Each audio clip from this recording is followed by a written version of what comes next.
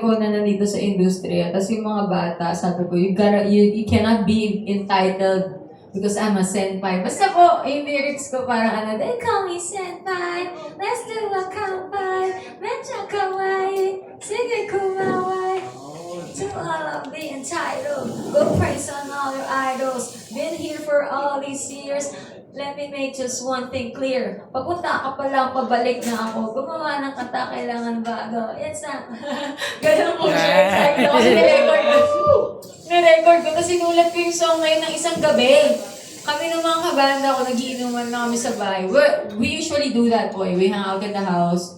Kasi mami ko ayaw ko palabasin eh. Is 37 na ako, tinatawagan pa ako niya pag alas 12 na. I'm grateful for that. I love my mom, she's my best friend. So yun, ginawa namin isang gabi. Sabi ko gusto ko Japanese-inspired ganyan kasi meron na akong lyrics sa utak ko eh. Chotomate kudasai, cross my heart and I hope to die. Parang gano'n. Tapos sabi ko kailangan yung chorus niya, senpai. Kasi tagal ko na dito, di ba yung senpai parang teacher, parang gano'n mentor. So, ayun, excited ako kasi baka kantahin namin sa dudutan. Okay, last question ko na lang. So, I believe you have cosplayed before, di ba? Yes po. So, with this influx of new anime and mga new series na napapanood mo, ano yung parang gusto mong i-cosplay in the future? Ang iniisip ko ngayon na excited, baka kasi gusto ko mag-boa Hancock sa Halloween. Kasi sa Taipei kami may gig kami doon ng banda. So magtutour, baka mag-boa Hancock. Pero favorite ko kasi rin po si Yamato. Siya yung favorite ko sa mga girls. Eh nakapag-gojo na ako, nag-makima. Tapos, favorite character ko of all talaga, si Yuta. Uta!